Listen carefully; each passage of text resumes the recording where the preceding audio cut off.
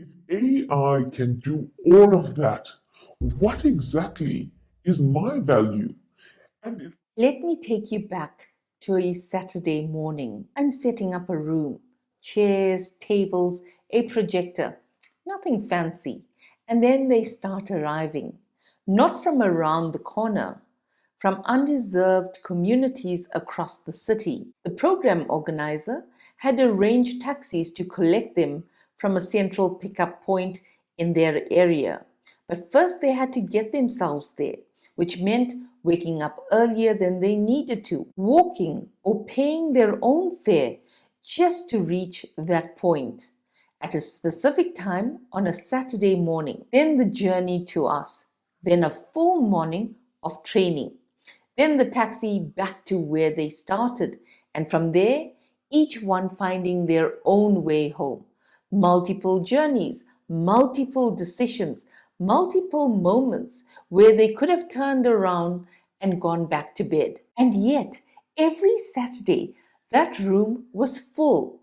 Before we even began, they helped set the chairs, and each one hugged me warmly. Some arrived tired, some arrived unsure, but every single one of them arrived expectant. Something in that room was worth the journey. And I've spent a long time thinking about what that something was. Because it wasn't the content. We taught CV writing, personal finance, basic computer skills, presentation skills. Important? Yes, but not extraordinary. It was something else entirely. And that something, I believe, is the most important professional skill you will ever develop, especially now, especially in a world where AI can do almost everything else. So stay with me. We are living through the most significant shift in the history of work. AI can write your report, summarize your data, answer your emails, analyze your spreadsheets, generate your presentation in seconds.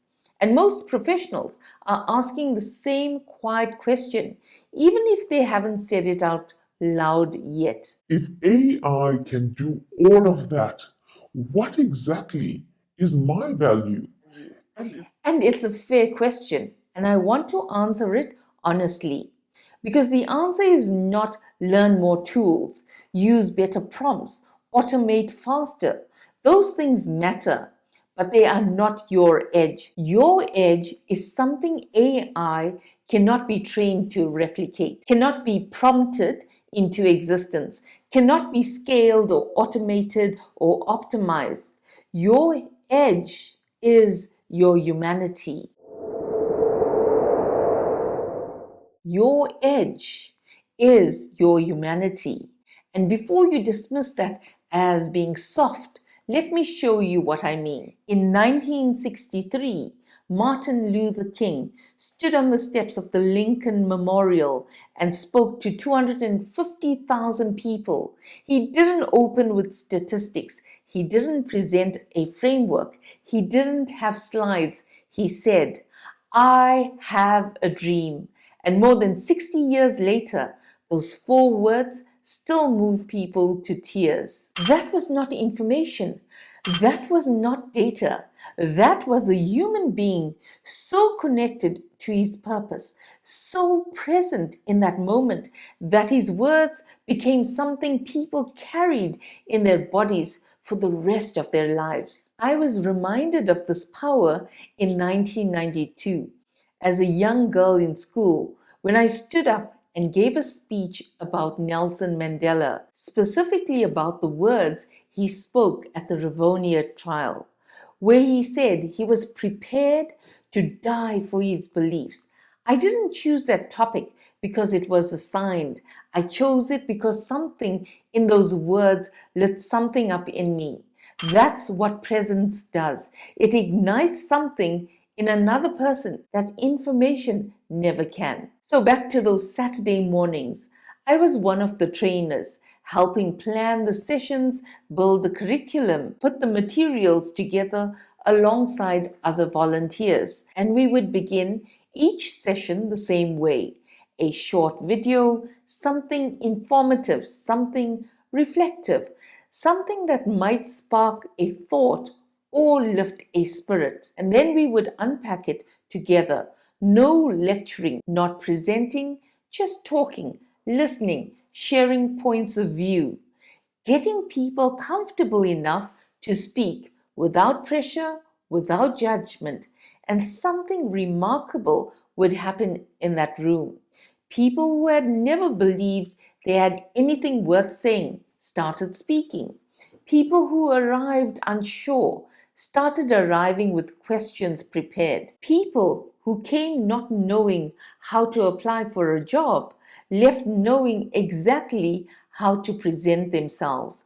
But more than any of that, and this is the part that stayed with me, they started believing in themselves, and they would say it out loud to the room.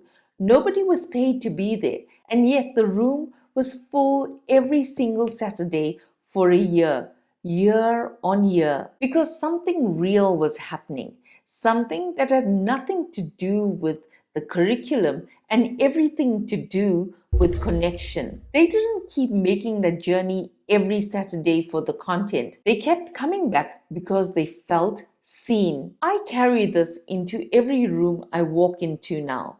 In my work, I run focus group sessions, building culture, understanding what works and what doesn't, listening to what people actually need, and then giving recommendations to leadership about what needs to change. And what these sessions have taught me, more than any framework or methodology, is this: every person sitting across from you is more than their title. They are mothers, fathers, sisters, brothers. They are leaders in their own homes, in their own communities, long before they arrive at the office. They carry responsibilities and griefs and hopes that have nothing to do with their job description. We never know the load a person carries. Not long ago, I was part of a virtual focus group session, and in that online space, screens and cameras and corporate context, a colleague shared that she had just lost her 33-year-old sister just one day after giving birth, a blood clot. The room went quiet, and in that moment, every title, every level, every organizational structure dissolved. We were just people sitting with something real. That colleague didn't need a policy. She didn't need a process. She needed to feel seen. And here's what I've come to believe after years of sitting in these rooms. Even the so-called difficult ones, the resistant ones, the ones who push back and seem impossible to reach, even they have a story, always. Now I want to be clear.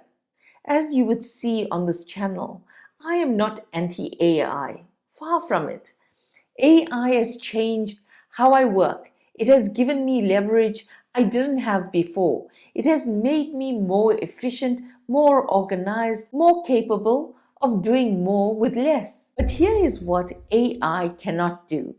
It cannot walk into a room and feel the energy shift. It cannot notice the person who hasn't spoken yet and create the conditions for them to feel safe enough to speak.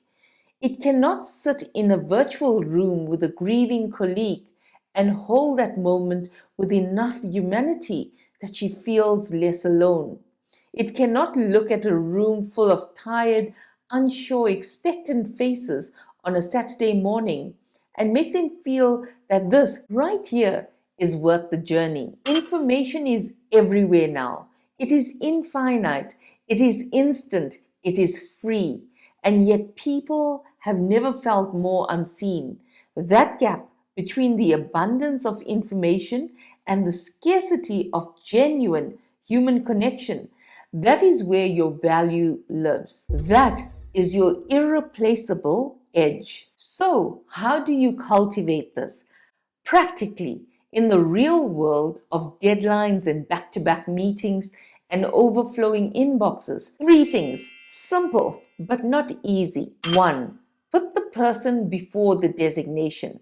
Before you walk into any room, Any meeting, any presentation, any focus group, remind yourself there are human beings here, not titles, not levels, people who are someone's mother, father, sister, brother. That single shift changes how you listen, how you speak, how you show up. 2. Create space for people to feel safe. The most powerful thing in those Saturday sessions wasn't the curriculum. It was starting with something reflective and unpacking it together. No pressure, no wrong answers, just conversation. In your next meeting, ask a question you don't already know the answer to, and then actually listen. Don't prepare your response whilst they're still talking. Just listen. That is a radical act in a world optimized for speed. 3. Remember your why. When the work feels clinical, when you're writing into a void, when the views are low and the responses are few, come back to this. One person reading this, one person in that room, one person who needed to hear exactly what you just said. That is enough. That has always been enough. People with very little who woke up early on a Saturday and made a journey most wouldn't bother with changed their own lives one Saturday at a time because someone created a space where they felt it was possible. If you're still with me, I want you to notice something. I didn't open this video with a list of tips. I didn't tell you upfront where we were going. I took you to a Saturday morning room. I introduced you to people making multiple journeys just to get there. I asked you to sit with a grief that wasn't yours, and you stayed because that's what human presence does.